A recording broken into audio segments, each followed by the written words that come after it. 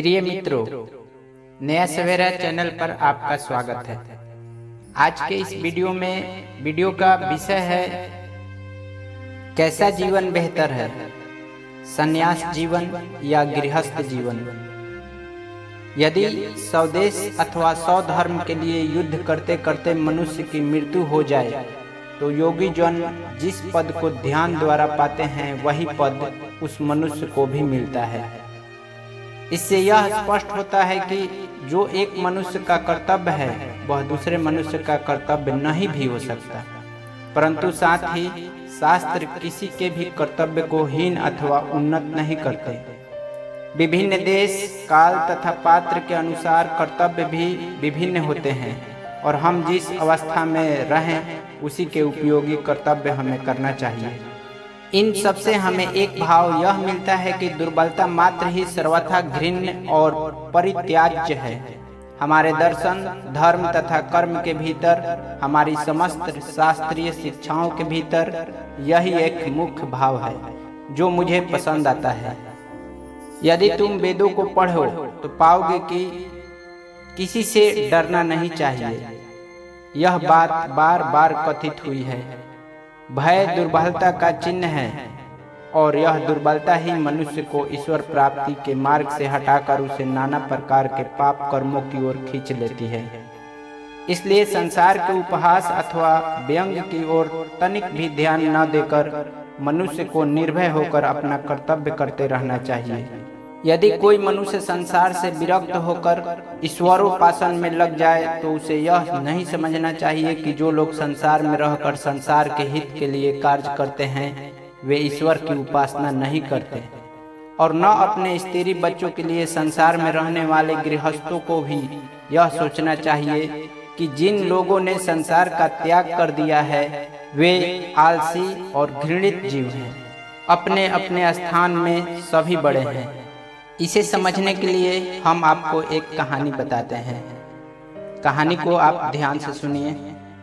एक राजा था। उसके राज्य में जब कभी कोई सन्यासी आते तो उनसे वह सदैव एक प्रश्न पूछा करता था, संसार का त्याग कर जो सन्यास ग्रहण करता है वह श्रेष्ठ है या संसार में रहकर जो गृहस्थ के समस्त कर्तव्यों को करता जाता है वह श्रेष्ठ है। अनेक विद्वान लोगों ने उसके इस प्रश्न का उत्तर देने का प्रयत्न किया। कुछ लोगों ने कहा कि सन्यास श्रेष्ठ है। यह सुनकर राजा ने इसे सिद्ध करने को कहा। जब वे सिद्ध न कर सके तो राजा ने उन्हें विवाह करके गृहस्थ हो जाने की आज्ञा दी। कुछ और लोग आए और उन्होंने कहा गृहस्थ ही श्रेष्ठ है। राजा ने उनसे भी उनकी बात के लिए प्रमाण मांगा, पर जब वे प्रमाण न दे सके तो राजा ने उन्हें भी गृहस्थ हो जाने की आज्ञा दी। अंत में एक तरुण सन्यासी आए। राजा ने उनसे भी उसी प्रकार का प्रश्न किया। सन्यासी ने कहा, हे राजन, अपने अपने स्थान में दोनों ही श्रेष्ठ हैं, कोई भी कम नहीं है।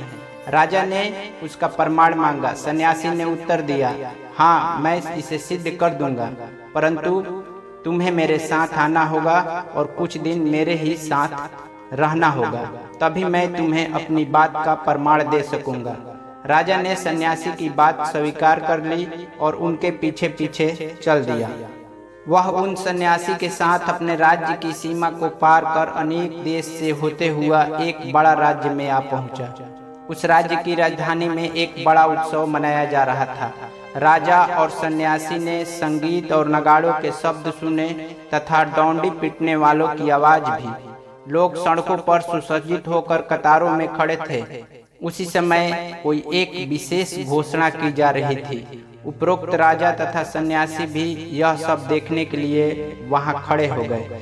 घोषणा करने वाले ने चिल्लाकर कहा, इस देश की राजकुमारी का स्वयंवर होने वाला है।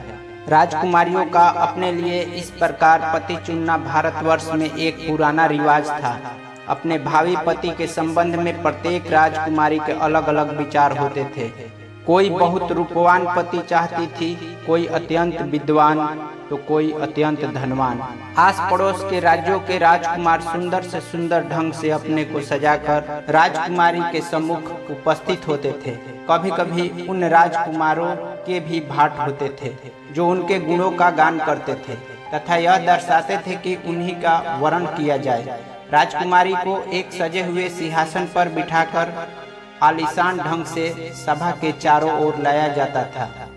वह उन सबके सामने जाती तथा उनका गुणगान सुनाती। यदि उसे कोई राजकुमार ना पसंद होता तो वह अपने वाहक से कहती, आगे बढ़ो, और उसके पश्चात उस नापसंद राजकुमार का कोई ख्याल तक नहीं किया जाता था। यदि राजकुमारी किसी राजकुमार से प्रसन्न हो जाती तो वह उसके गले में वरमाला डाल देती और वह राजकुमार उसका पति हो जाता था।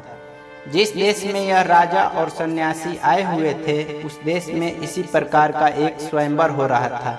यह राजकुमारी संसार में अद्वितीय सुंदर थी और उसका भावी पति ही उसके पिता के बाद उसके राज्य का उत्तराधिकारी होने वाला था। इस राजकुमारी का विचार एक अत्यंत सुंदर पुरुष से विवाह करने का था, परंतु उसे योग्य व्यक्ति मिलता ही न था। कई बार उसके लिए स्वयंवर रचे गए पर राजकुमारी को अपने मन का पति न मिला। इस बार का स्वयंवर बड़ा सुंदर था। अन्य सभी अवसरों की अपेक्षा इस बार अधिक लोग आए थे। राजकुमारी रत्न जटित सिंहासन पर बैठकर आई और उसके वाहक उसे एक राजकुमार के सामने से दूसरे के सामने ले गए, परंतु उसने किसी की ओर तक देखा नहीं। सभी लोग निराश हो गए और सोचने लगे कि क्या अन्य अवसरों की भांति इस बार का स्वयंवर भी असफल रहेगा। इतने ही में वहां एक दूसरा तरुण सन्यासी आ पहुंचा। वह इतना सुंदर था कि मानो सूर्य देव ही आकाश छोड़कर स्वयं पृथ्वी पर उतर आए हों। वह आकर सभा के एक ओर खड़ा हो गया और जो कुछ हो रहा था उसे देखने लगा। राजकुमारी का सिंहासन उसके समीप आया और ज्यों ही उसने उस सुंदर सन्यासी को देखा त्यों ही वह रुक गई और उसके गले में वरमाला डाल दी। तरुण सन्यासी ने एकदम माला को रोक लिया और यह कहते हुए कि छी छी, यह क्या है, उसे फेंक दिया। उसने कहा, मैं सन्यासी हूँ, मुझे विवाह से क्या प्रयोजन। उस देश के राजा ने सोचा कि शायद निर्धन होने के कारण यह राजकुमारी से विवाह करने का साहस नहीं कर रहा है, अतः उसने उससे कहा, देखो मेरी कन्या के साथ तुम्हें आधा राज्य भी अभी मिल जाएगा और संपूर्ण राज्य मेरी मृत्यु के बाद। और यह कहकर उसने सन्यासी के गले में फिर माला डाल दी। उस युवा सन्यासी ने माला फिर निकालकर फेंक दी और कहा, छी, यह सब क्या झंझट है, मुझे विवाह से क्या मतलब। और यह कहकर वह तुरंत सभा छोड़कर चला गया। इधर राजकुमारी इस युवा पर इतना मोहित हो गई कि उसने कह दिया, मैं इसी मनुष्य से विवाह करूंगी, नहीं तो प्राण त्याग दूंगी। और राजकुमारी सन्यासी के पीछे पीछे उसे लौटा लाने के लिए चल पड़ी। इसी अवसर पर अपने पहले सन्यासी ने जो राजा को यहाँ लाए थे राजा से कहा, राजन चलिए इन दोनों के पीछे पीछे हम लोग भी चले। वे उनके पीछे पीछे काफी फासला रखते हुए चलने लगे। युवा सन्यासी जिसने राजकुमारी से विवाह करने से इनकार कर दिया था कई मील आगे निकल गया और अंत में एक जंगल में घुस गया। उसके पीछे राजकुमारी थी और उन दोनों के पीछे ये दोनों। तरुण सन्यासी उन वन में भाली भांति परिचित था तथा वहाँ के सारे जटिल रास्तों का उसे ज्ञान था। वह एकदम एक रास्ते में घुस गया और अदृश्य हो गया। राजकुमारी उसे फिर देख न सकी। उसे काफी देर ढूंढने के बाद अंत में वह एक वृक्ष के नीचे बैठ गई और रोने लगी, क्योंकि उसे बाहर निकलने का मार्ग मालूम नहीं था। इतने में यह राजा और सन्यासी उसके पास आए और उससे कहा, बेटी रो मत, हम तुम्हें इस जंगल के बाहर निकाल ले चलेंगे, परंतु अभी बहुत अंधेरा हो गया है जिससे रास्ता ढूंढना सहज नहीं। यहीं एक बड़ा पेड़ है, आओ इसी के बीच हम सब विश्राम करें और सवेरा होते ही हम तुम्हें मार्ग बता देंगे। अब उस पेड़ की एक डाली पर एक छोटी चिड़िया, उसकी स्त्री और उसके 3 बच्चे रहते थे।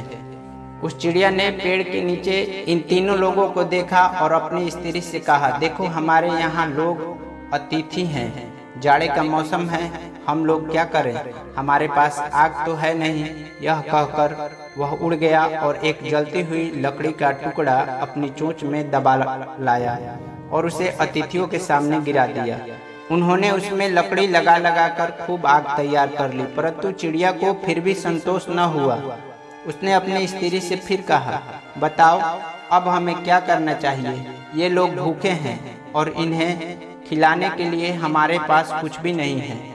हम लोग गृहस्थ हैं और हमारा धर्म है कि जो कोई हमारे घर आए उसे हम भोजन कराएं। जो कुछ मेरी शक्ति में है मुझे अवश्य करना चाहिए। मैं उन्हें अपना यह शरीर दे दूंगा। ऐसा कहकर वह आग में कूद पड़ा और भून गया। अतिथियों ने उसे आग में गिरते देखा। उसे बचाने का यत्न भी किया परंतु बचा न सका। उस चिड़िया की स्त्री ने अपने पति का सुकृत देख और अपने मन में कहा, ये तो 3 लोग हैं, उनके भोजन के लिए केवल एक ही चिड़िया पर्याप्त नहीं। पत्नी के रूप में मेरा यह कर्तव्य है कि अपने पति के परिश्रमों को मैं व्यर्थ न जाने दूं। वे मेरा भी शरीर ले ले।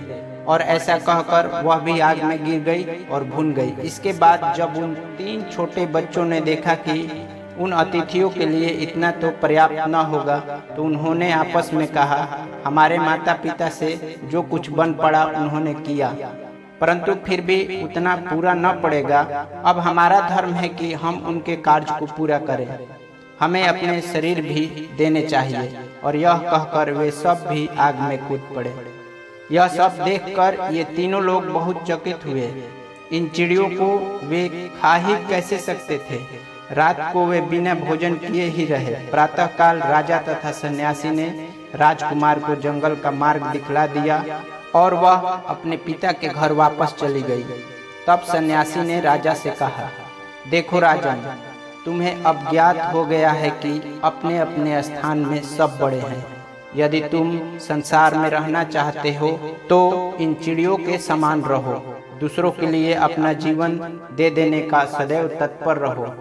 और यदि तुम संसार छोड़ना चाहते हो तो उस युवा सन्यासी के समान हो जाओ, जिसके लिए वह परम सुंदर स्त्री और एक राज्य भी ऋणवत था। यदि गृहस्थ होना चाहते हो तो दूसरों के हित के लिए अपना जीवन अर्पित कर देने के लिए तैयार रहो। और यदि तुम्हें संन्यास जीवन की इच्छा है तो सौंदर्य, धन तथा अधिकार की ओर आंख तक ना उठाओ। अपने अपने स्थान में सब श्रेष्ठ हैं, परंतु एक का कर्तव्य दूसरे के कर्तव्य से छोटा या बड़ा नहीं हो सकता। आशा है ये वीडियो आपको जरूर पसंद आएगा। यदि चैनल पर नए हो तो प्लीज़ चैनल को सब्सक्राइब कीजिए। वीडियो देखने के लिए बहुत बहुत धन्यवाद।